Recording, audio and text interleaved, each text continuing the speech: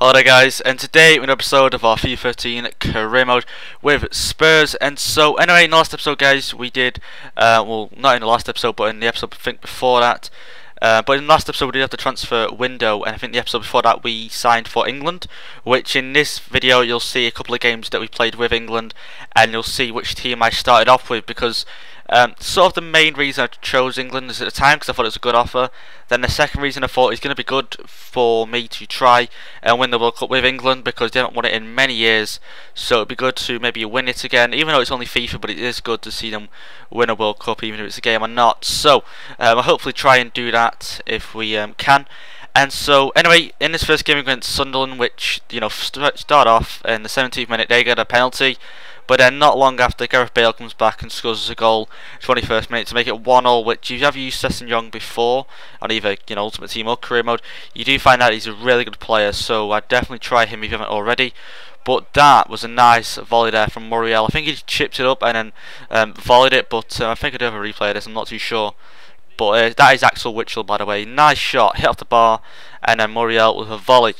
But anyway, just to quickly announce, on the last video I uploaded it, obviously in the last video I uploaded it, and then around about 8 o'clock at night I started getting loads of subscribers. Like within 2 hours I got like 20 to 25 subscribers, which is, I've never really had that before, and I was a bit surprised where all these people came from. So if you guys came from like a certain YouTuber, or just randomly found my video, then leave below how you found it, because it seems to have got a lot of subscribers and a lot of views that night, so thank you all for that. So anyway, that game against Sunderland ended 3-1, so we did actually win that in the end, with Sakiri getting a goal, which he is one of our new signings for right mid position, which I'm happy I've signed him now because he is useful on that right mid position.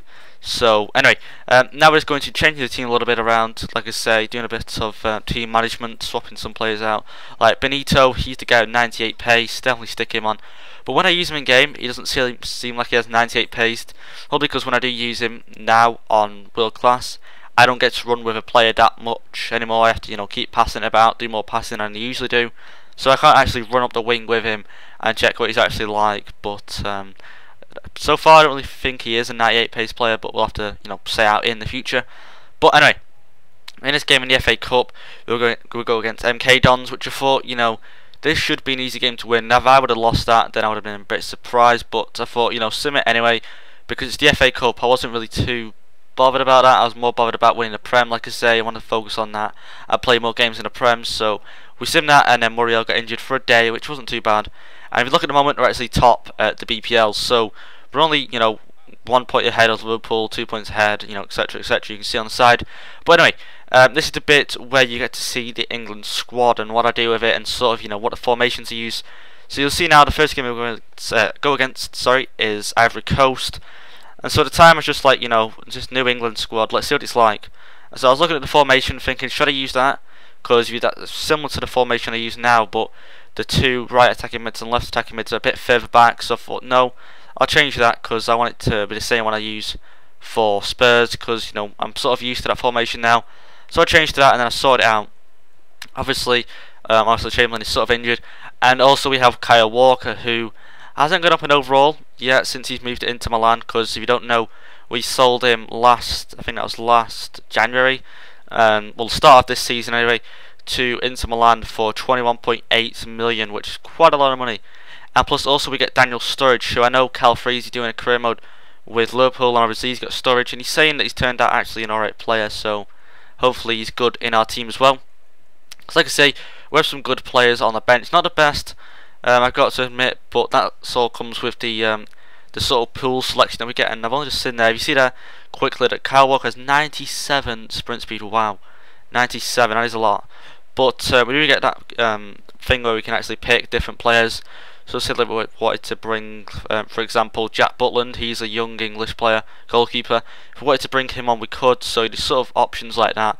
But I'm after going to get used to a decent formation. But I did play Rooney at cam, because I thought Rooney plays a lot better at cam than he would at striker, which he's actually played quite well. And we sweat one off at the start there with a nice little goal past the goalkeeper.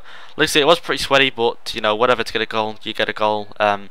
Like I say, we go against Ivory Coast, and if you don't know, up front they have Coney, who has got a lot of pace and A lot of people use him on Ultimate Team as well. I've got to admit, I have used him a couple of times. And a nice long shot there from Wayne Rooney. I don't know about you guys, but I seem to score a lot of easy long shots now.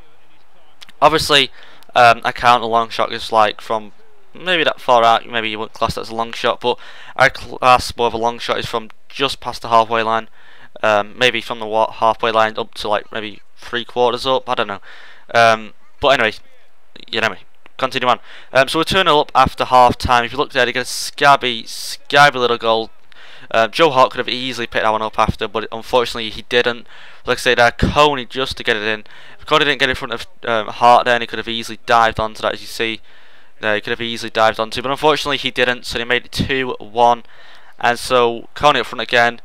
Unfortunately he scores, and that makes it 2-2, but that isn't it. We do bring it back.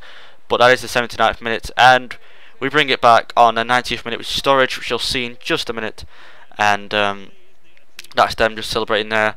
And he played a nice through ball as well.